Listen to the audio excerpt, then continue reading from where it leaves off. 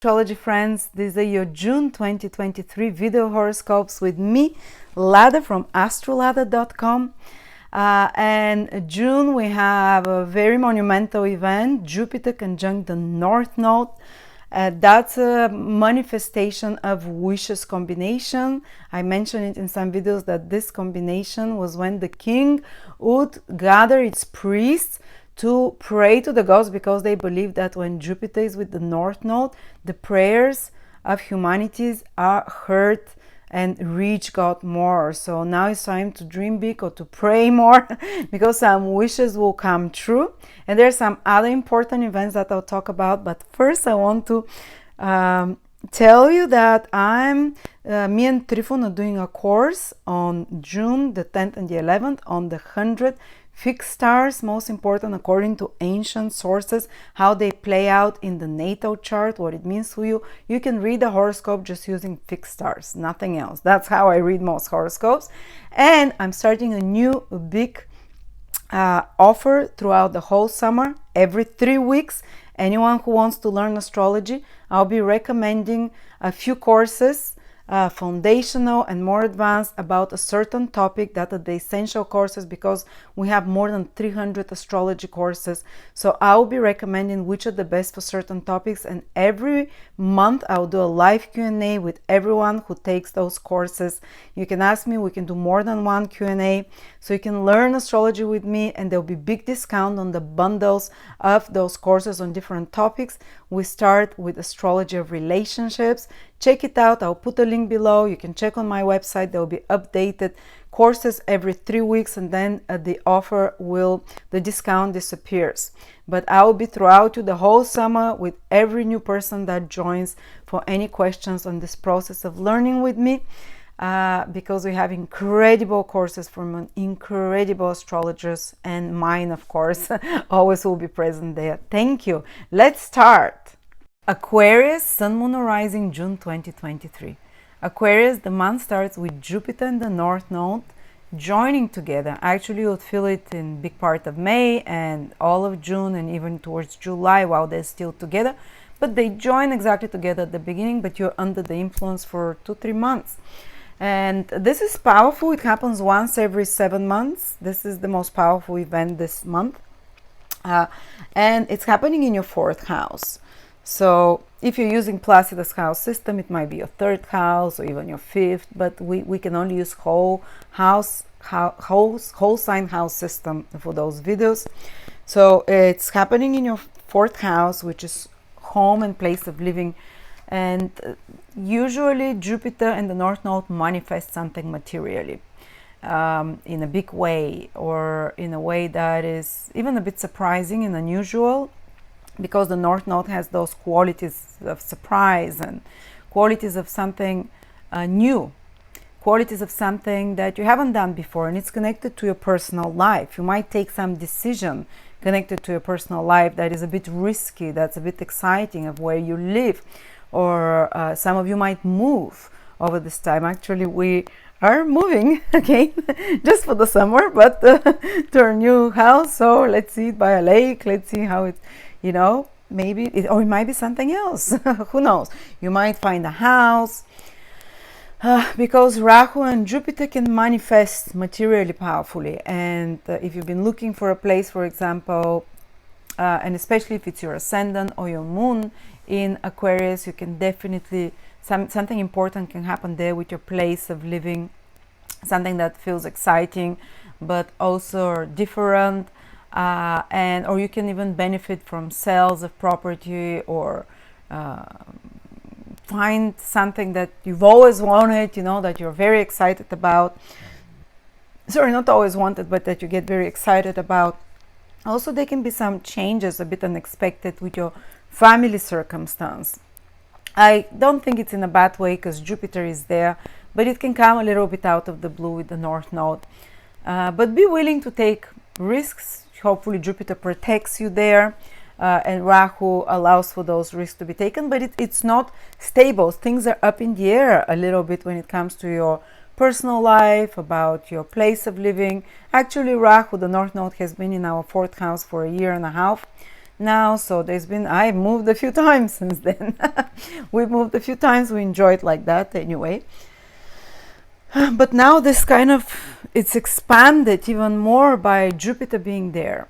So some changes, or it can be also be on the, even though those planets are very material in the North Node, it can be some emotional changes within you. In your internal peace of mind will not be very peaceful for a couple of months because of those changes. Something is happening at the foundation of your soul, which is the 4th house as well. And something is shifting energetically, emotionally for you as well with those. And I think it has a very strong healing influence because of Jupiter. And then Rahu moves away from July from your 4th house. So things really calm down there while Jupiter stays for a year. So everything will become much more peaceful, much more lucky. Everything will align itself when it comes to property, place of living, home, family matters, parenting, parents as well, and so on. So that's one part of it. Then we're gonna have on the 6th, that's something you're gonna probably feel strongly, Venus entering your 7th house and staying there till October. This is rare. Venus passes through a sign in just 30 days usually or less, but this time Venus will bless us with its beneficial rays for 4 months. And there is a saying that if Jupiter or Venus are looking at your sign, you're protected for the spirit. Well, Jupiter is directly looking at our sign for 4 months, so there is protection with your physical body if it's your ascendant, or if it's your moon, with your emotional and also physical health. And with your sun, usually it's to do more with your career and your choices in life, but again, your vitality. But definitely Venus directly opposite our sign will make us more, and in the sign of in the house of relationships, will make us more agreeable, will improve our relationships over the next 4 months, will win us more through our more agreeable behavior. Will attract nicer people in our life. We can attract more people, partners, business partners, or collaborators, or romantic partners with Venus there. This is very powerful transit for meeting love, if it's karmically the right time for you. And Venus will go retrograde for a period, by the way, from the end of July and the whole August, which I remember we had Venus in Leo for 4 months in 2014. That was the year I got married, actually, the same time when Venus was in the 7th house after it turned direct, and it was a great event. And also when it was retrograde, I kind of met with 2 exes, and for a week we spent together, and because I still had a wound in my heart about those relationships, and Venus retrograde meeting us, it was very friendly. We became friends, and it was a big healing of a past wound of relationships. So I hope for all of you it's something like that during the retrograde period, not rethinking your relationships or whatever. But there will be a big focus on relationship, and Venus loves the 7th house. It can make relationships more sensual, more agreeable. They can be some of you, as I said, they can be falling in love, or even if you already have a partnership, improval of the relationship, or there can be something good happening in the life of your partner, something positive, which is Venus, some ease coming to them, it can be any other kind of blessing coming to them, that their behavior improves, or their life improves in some way. But when Venus goes retrograde, if there is any problems in the relationships, they'll show and they'll have to be addressed. Or if the relationship is very good, this will be when you reimagine the relationship in a better way, even where you even kind of think how you can improve it more, discuss things and take it to the next level. But if there are problems, they raise their head when Venus is retrograde in the 7th house. But as a beginning now in June and July, new people can enter your life. No, it's not necessarily, it can be love partner, It can be a friend. Seventh house very often can trigger important friendships. And it can be with a woman, because Venus is a female, someone that you have very strong relationship with. They can be new friends entering your life, or new pleasant people, or business partners, or collaborators that even bring more money to you, because Venus is one of the planets of money. And by the way, Venus is a very lucky planet for Aquarius, because it rules lucky houses for them. The ninth house, it rules, which is the house of Dharma, of luck. So some of you might even meet some foreign people, people that are well educated, knowledgeable, people from good moral quality, high vibration, that can open windows for them or help them open their heart. And Venus also rules your fourth house.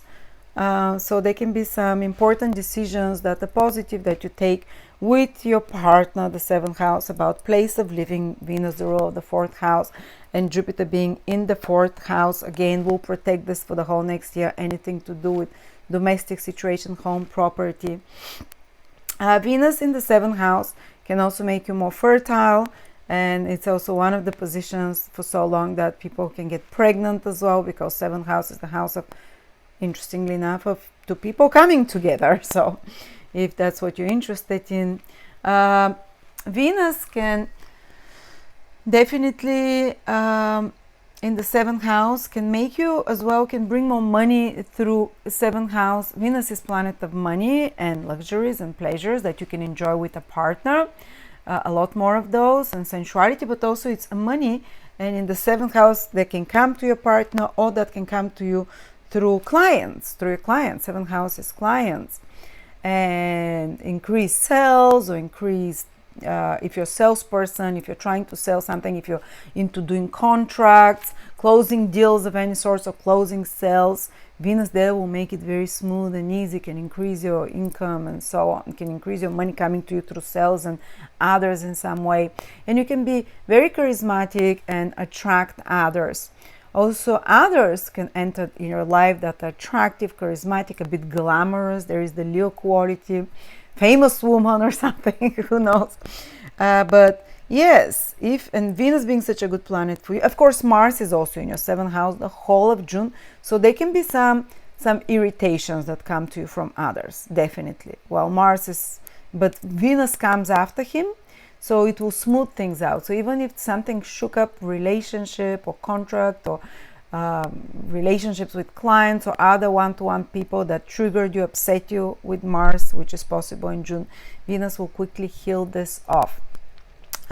Also, if new people appear to collaborate or to cooperate with, I think they're very good. So they can be a source of blessings, good fortune. So be open for that, accept it. And pay special attention to women in your life. They can be source of luck, something good coming to you, whether it's sisters or other friends, female friends or female clients, and so on.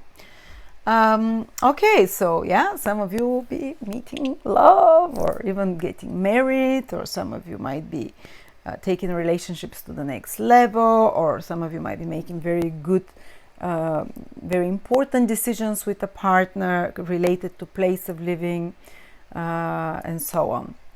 So let me not make this too long, but then on the 12th, Pluto, which entered your sign just for a couple of months, just as a little preview, maybe most Aquarius did not feel it, only the very early born Aquarius might have felt it for a couple of months, and then Pluto is coming back into your 12th house till the end of the year. So if you haven't completed some endings, it's time to complete them till the end of the year. Something that's been long time in the making that you have to end from your life. 12th house is endings, completions, especially eliminating, because Pluto likes to eliminate ruthlessly, chop it from the root. Bad habits, vices, things that have things from the subconscious that raise their hands. So certain fears and phobias might rise again, or some psychological states might rise again, or even very intense dreams can appear again. But it's like one last chance to eliminate negative habits, negative people, situations that are from your life that weighed you past they have to end, you know, when Pluto goes back into the 12th house of endings to complete the karmic cleaning of the slate, and all the waste from the past, not just this lifetimes, but a few lifetimes, because Pluto transits the 12th house once every 240 years. So when Pluto's transiting someone's 12th house, which happened to us since 2008, that was a big karmic cleanse up of astro influences and old psychological complexes, not just from this lifetime, but from past lifetimes. So at moments you might have felt like you're going a bit crazy, psychotic, with strange compulsions and desires, or fears and phobias, or intense dreams, or kind of a little bit like a limbo period sometimes as well. But it was like a big, deep cleansing of your astral body, reorganization and transformation of the astral body. That's been happening while Pluto was in the 12th house, and battling your own inner demons. And Pluto comes back for the last time to this 12th house to kind of do one last deep cleanse and scrub that black soul of yours. I'm kidding. We have white souls. We're Aquarius, the altruists, and cyborgs, semi-human, semi-cyborg, semi-alien. Okay, sorry, with my inappropriate jokes. But yeah, some deep scrub, soul scrub again. Some things from the past can rise, to be remembered, to be realized, to be psychologically released, to be psychologically, eureka moment. Okay, I realize what it is. This is what was holding me. One last push. I release you. I'm free after that. And then Pluto comes back into our sign in Aquarius for the next 19 years, 20 years. In 2024 from the beginning. So that's when the soul mission of many of you will be given, when some big important, the most important transformations on the external level will start happening for us. While in the 12th house, a lot of the biggest evolution is psychological. I'm not saying nothing external happened in your life for the last 12, 14 years, but the focus of the evolutionary goal of Pluto in the 12th house of the evolution of the soul was this soul scrub, cleanse, astral one. Anyway, this is for Pluto. And then we have Saturn going retrograde, one of your rulers, guys, in the 2nd house for the first time in 30 years. And it will be the first out of 3 times. The next year and the year after that, Saturn will go retrograde again in your 2nd house, but this is the first time. So when Saturn starts going retrograde, this is when we start becoming, and we're asked to become more deliberate about our resources. If not, Saturn going retrograde can indicate financial problems that start appearing. Noticing gaps in finances, or expenses, or blockages with finances, or something can trigger you to start becoming more deliberate, more conscious, to slow down and make an inventory. Where do you spend? How do you spend? Actually, I would give you this as a remedy. In June, I should listen to my own advice and do it too with you. In June, we all Aquarians, especially Aquarius rising people, but also if you're Sun or Moon, this will be very beneficial. Sit and do an inventory. Where do you spend every month? Maybe start canceling things. Saturn retrograde is like, do you have too many subscriptions? Do you buy every day a coffee? Maybe you can skip a few days and make it at home. Start rebudgeting. Or it might be about your business.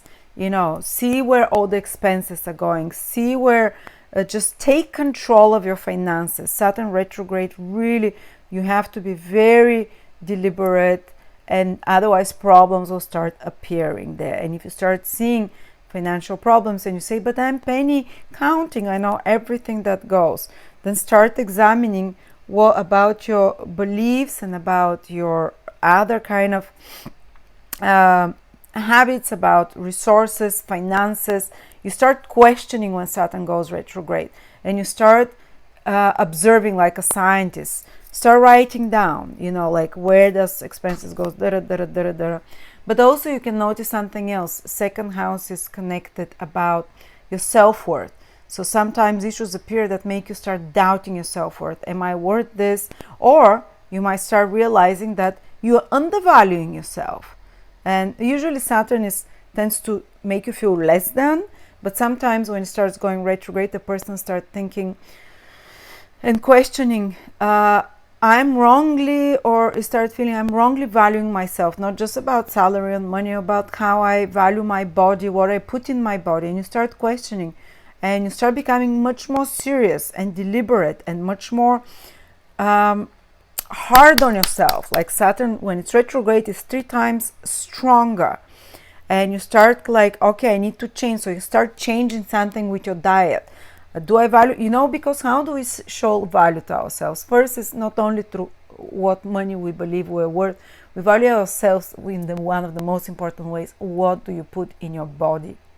What kind of, because when you value someone, self-love, if you value your child, you always want to give them the healthiest thing, but why do you not do the same to you? So you start becoming very conscious of that, becoming very and if you're not, problems start appearing with the food that you eat, with such kind of stuff, and start beating yourself about that. So even though it might feel mentally a bit torturous, worrying about such things, but that's exactly what is needed. So you start valuing yourself by putting restrictions on the food you eat, or putting more conscious, deliberate, slowing down and started noticing.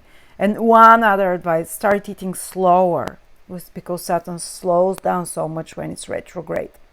It slows down and makes you change your perspective. Start eating slower. Start eliminating. That's the key word for Saturn. Eliminate certain food groups from what you eat. Or if you're already eating very cleanly, you can do like an introspection about that, retrospect, or you can start retrospecting, as I said, about the money or teeth. Second house is teeth. Start taking care of your teeth. There might be some work that needs to be done. Saturn is dentistry. Second house is teeth. Saturn is the bones. If you've not been eating healthily, or if you've been some other reasons, often it's on a nervous reason, teeth might start having problems.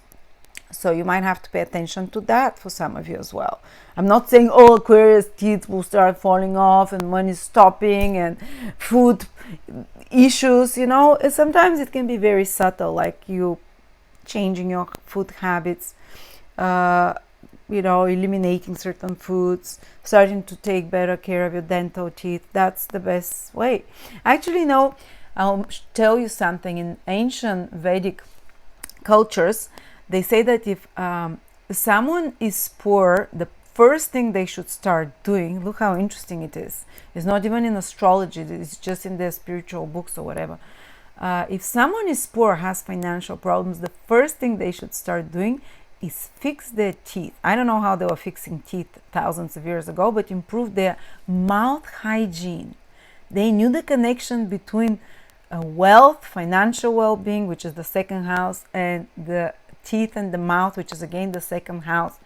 So they said that the moment I'm not saying that people with bad teeth will not have money, which is totally ridiculous, but for some reason these things are connected, and the ancient knew it, and better mouth hygiene.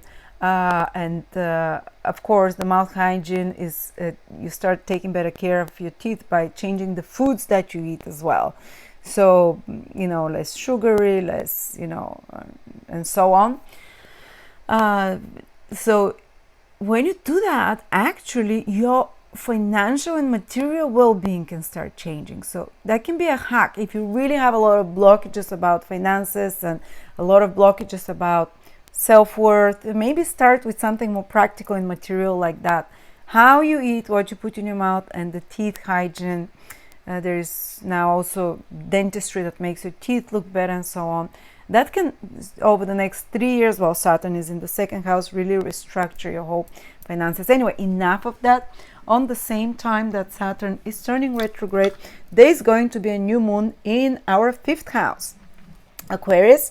And that means renewal of passion for life. The fifth house is the joy of life, feeling inspired. New inspiration can come to you, new creative ideas, new juices can flow. Around the 18th, have a pen and paper, write down what comes to you as inspiration. The fifth house is very Leo house, very creative, very divine house, very self house. It's another air sign, so we'll feel more like ourselves, we'll feel more empowered, more alive, ready for adventure. You're just willing to have more fun, renewal of the desire to have fun, to enjoy yourself, more focus on children. Something new can happen into the life of your children, some new direction or whatever as well. New ways of having fun that you can discover, new beginnings of how to enjoy yourself, rediscover or discovering some new hobby, starting some, I don't know, some of you might start writing, some of you might start dancing, some of you might start swimming, something that brings sports, fifth house. And these are sports that actually make you feel happy, not just go to the gym to lose weight, but actually feel when you fifth house, when you start doing sports, you really, it's because you feel the joy. It might be tennis. That tennis is really good for Aquarians because Gemini is a sign of tennis, two, or two, anything that is two together. Gemini is two as a pair. When you play with something two, it's very good sports for Aquarians, or any hobbies where you're paired with someone as well. Is very good hobbies. And of course Gemini is hobbies with writing, with the hands, anything to do. So you can start such new things in June, or sports that you do with a partner and that make you feel alive. But Neptune is square this new moon, so there might be some expenses from the second house about children, about entertainment, a bit more wasteful, about some creative projects, or if you have some new ideas that come to you, Neptune can make them more creative, more spiritual, but a bit more difficult to manifest, because Neptune always carries something that you're not fully aware of, and something will probably change down the line, will have to be adapted and shifted. Or fifth house is romantic life. Sometimes it can be renewed or new beginnings in the romantic life of some of you, and Venus in the seventh house of partnerships will really help. So we have two double whammies: house of falling in love, new moon, new activation, house of committed relationship, Venus, to feel love. So there can be something new there, or even fifth house is about pregnancies, new beginnings there. But because Neptune is squaring, there might be something you're not fully aware of, or something that is kind of comes from a blind spot if a new romantic relationship is starting, or maybe that has a bit too much of a spiritual feeling. Oh, we're meant to be together. I'm not saying it's gonna be bad, whatever new thing comes, if it's romantic relationship, new hobbies and entertainment, but there can be a sense that there can be a bit of a blind spot there to be aware of, a bit of a too good to be true, or something that you're not fully aware of yet. But still, you know, when such good things come, live through them, whatever. Don't be afraid to live your life. Like my favorite teacher, Nicola Stojanovic, used to say, what if you see you're gonna have 3 marriages? Well, should you not marry the first and the second? Or what if you see that you have transits for divorce in a few years? Big deal, live your life, give the best of yourself. Do as much as you know, when it comes, it has to be experienced. So anyway, thank you so much, Aquarius. Interesting times ahead. This Venus in the seventh house will be fascinating. Have a great month.